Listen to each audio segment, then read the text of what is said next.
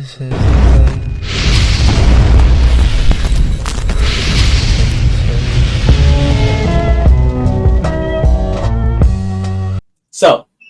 Xmen97 episode 6 review is here. Anzo is finally in. But crooked One MCU and the other one is here. And I think you had an upgrade by getting rid of that one and adding me. That's definitely an upgrade, K-Dot. What up, Chill? What's up, sir? Let me get up this episode so we can click. Let me ask you this, Chill. Did you by happen to catch the beginning of this stream where these two were trashing us?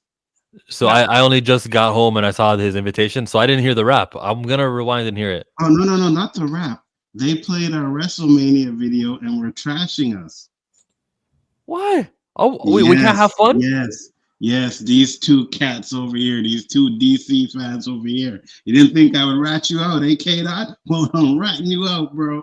It's all good. You delinquent MCU fans. It's what it's typical. It's what you guys do. I saw you two hooking up together. You want to go conspire against us? What was y'all conspiring about? What was y'all talking about? No Diddy. What was y'all conspiring about? Was y'all planning some type of revolt? Was y'all trying to bomb some buildings or something? We're just chilling over bagels and popcorn. That's all. Bagels and popcorn. 100%. But you see, DC fans don't understand what it is for friends to get together because they're always trashing everything and everybody. So they don't know what it's like. So it's foreign to them. You know what I mean? Yeah. They think that Batman versus Superman, it means that friends need to be fighting each other. That's what they think. Absolutely. 100%. Wait a minute. Didn't your guy Iron Man also get his head decapitated by Captain America? Stop changing the subject, sir. I saw Civil War. I saw that incident. But I'll give Captain America props for holding himself back. That's the morals he learned from Superman. That's the morals Captain America learned from good old Superman. God. So we're gonna review. We're gonna review Xmen97 episode 6. I just watched this one today to get refreshed on it. I will say this so far, episodes 1, 2, 5, and 6 have been the best so far. 3 and 4, the weakest. But 6, solid. Just episode of pure dialogue. Honestly, no action. I kind of wish I did rewatch the last season of Xmen97 because I am kind of lost. I ain't gonna lie. So here's my problem. There's a lot of shit going on. I think a lot of people didn't go back and revisit because I watched a video. And first off, this guy just complaining about it being woke, which I think is absolutely stupid. But then they're like, "Oh, Professor X came back," and like, did you guys not watch the last episode and realize that Professor X wasn't dead? Like, people are acting like he was really dead, and this is a surprise that he came back. I don't get it. Yeah, we thought he died. He really didn't die. No, you should not have thought he died. They came and picked him up and took him to wherever they are now and told them that they would save him. I don't understand why people think he's dead. I don't get it, but it is what it is. So Charles is now with the Kree Empire. He's associated with whatever it is. But Ronan the Accuser showed up in this episode along with the Kree. Charles is here, I guess, as a political move to marry the woman he's with, so they can take with the Shi'ar, so they can kind of take control of things and shift everything in the way they would want it to be. But this guy, not this guy, but this lady here, this one that called the Earth a ghetto, W line. She's not fond of Charles Xavier coming to rule things, and she wants him to basically forget his time on Earth, forget all the X-Men, and allow for his the woman he's with to wipe his mind. But I thought it was an okay episode, honestly. How do you guys feel about Storm in this episode? I felt like her parts was kind of like meh. The whole Storm and Forge thing, I'm so happy that I don't have to worry about it. Because it doesn't last? Is that why? Yep. The haircut, I hated the... I didn't hate, but maybe I didn't like the haircut where it's mohawk. Yeah, I don't like that either. It's just bizarre to me. It's a standout. Of course, so if you're an artist, you know you got to switch it up, make you because now you're the artist. The other artist was drawing her for 5 years. Now it's my turn. How do I make her different? I understand why you would Mhm. do the mohawk. Right. But you could have done like dreads or braids or something like that. You know what I mean? Who's Give thinking her. of making dreads and braids? Come on now, who's thinking that in 1990s? I'm just saying. You know what I I mean, mean? if this show would take place in the '90s, so the dreads do kind of probably make sense, or maybe even an afro. You know, not a big white fluffy afro. I could have done an afro. I could have done with afro. Another thing. Oh, DC fans back on top. Another scene inspired by Man of Steel. Oh, stop Interesting. your noise. Interesting. I remember Wait. the scene. So wait. Inspired, but done Inspired. better than. Wow, better than that's crazy. I'm just saying. But yeah, they said this was inspired by Man of Steel. It was a W scene. Storm is. I like her white outfit more, but this black outfit, pretty cool. Showing a lot of skin. I like that. I like it too. I like it. Then they showed that they could have gave her a little bit more cakes in there. You know what I mean? Because she, but yeah. So, chill. If you can bring it up. What was that book Forge had in this episode? Was that connected to anything? It's remind me of that book from Multiverse of Madness. Oh, the Darkhold. Yeah, is that or is that some other different type of magic book that Different Forge type. had? No, Okay. the X-Men don't really deal with that Darkhold. The X-Men deal with no book. There is no book that they got. Oh, this is the hair I was going to show you. That looks nice. It reminds me of Mm-hmm.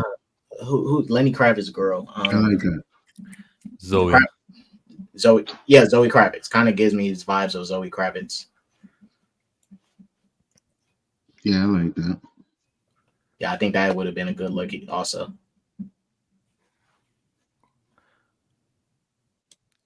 See, I read comics. I'm useful. Haha. But yeah, X-Men 97 episode 6. It was cool. I no real big issue from me on this episode. I just want to get back to the aftermath of the epic episode 5 with Magneto standing on business, fucking Gambit doing that epic shit, destroying the Sentinel. That episode 5 was dope. I just want to get from back what to I hear, I think it's the last 3 or the last 2 episodes are supposed to be like unbelievably on fire. So they're supposed to be really good. So I'm looking forward to see what else they do with this because I'm enjoying the series right now. I mean, for me, it's a breath of fresh air to get something like this. You know what I mean? Do you guys feel, and I'll add this in too. Do you guys feel like there might be an ex Deadpool and Wolverine connection with like this leading into Deadpool and Wolverine? This show somehow connecting into that because X-Men is back. 97. Deadpool and Wolverine releasing. We're expecting continuity from these guys? No.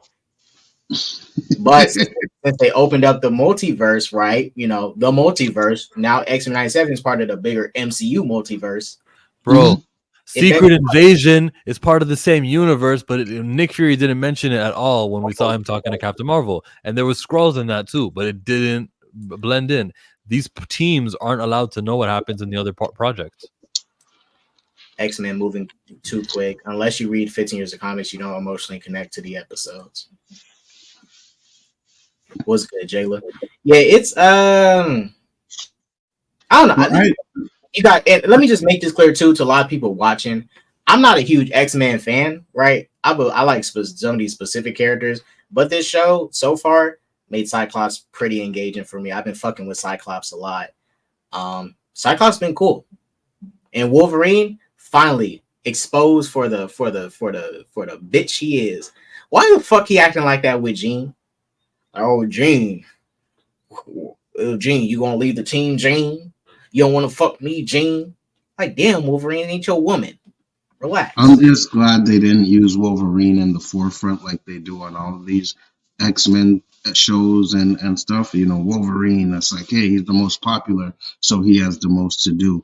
I like that it's an ensemble and everybody's getting a fair of stuff to do in the series. It's done really well. I want to know why the hell they fired the dude though.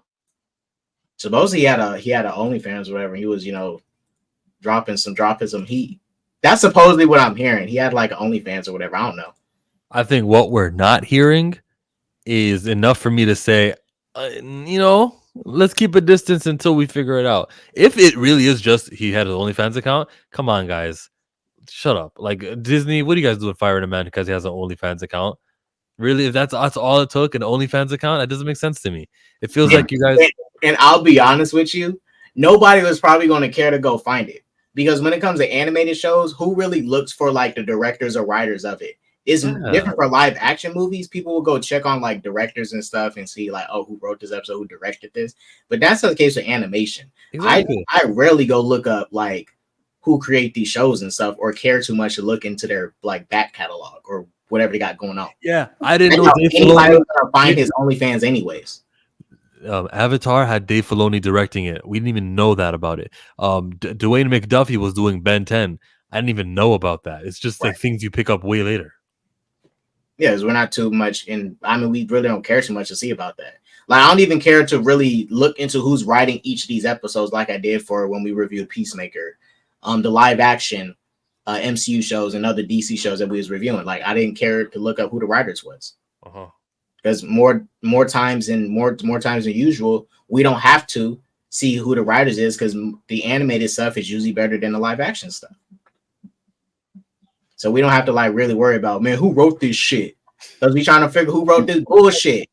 That's what we trying to figure out. That's why we go look up who the writers is. Like, you wrote some bullshit. Who the fuck wrote this? And to me, it seems like he's a fan, right? Because he's staying true to X-Men, right? Can you say that with a lot of the directors that have done Marvel movies? No, right? And people are enjoying this. So if it's only an OnlyFans, I'm with you, chill. Like, who cares? Nah, they just mad that he's a black man with an OnlyFans. They just salty. They just salty they just salty that they not packing like he packing. So, but then you think Disney would embrace that, considering they like to embrace that community, right? That's their community, right? They like to embrace that. So a man doing OnlyFans is totally different than a woman doing it. You know what I mean? I don't know. It's just weird. Yeah. But Xmen 97 episode 6, thought it was good. Who do you guys think is going to be the main villain of it all? Because they tease Mr. Sinister again at the end of this, but it seems like Mr. Sinister is just like, he feels like villain of the week, but not like the main overall villain. So I don't know. It's going to be Magneto. You think it's going to be Magneto? Yeah, Magneto's Professor X is going to come back. Magneto's going to come back, but he's going to be bad. And I think he's going to be the one they're going to have to stop because he's going to want revenge for what they did to Genosha. Okay. Well, okay. Do you think Magneto was bullshitting about the whole will that Charles made? No, I don't think he was bullshitting, but I think he tried. He's going to be like, I tried to do it your way, Charles, and look what happened. They killed a whole bunch of mutants on Genosha. They can't be trusted, and he's going to go back to his old ways. I'm ready to see it. Magneto has been the best part about this TV show, by the way. He's been absolutely the best part about it. Best character.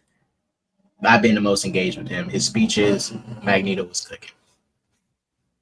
Now, since we're on topic of X-Men 97, we've also got a reveal that we're getting an official trailer tomorrow of Deadpool and Wolverine. Ryan Reynolds dropped this. Just a tease of the trailer for tomorrow. Look, eventually, you're going to hang up the claws, and it's going to make a lot of people very sad. But one day, your old pal Wade's going to ask you to get back in the saddle again. And when he does, say yes.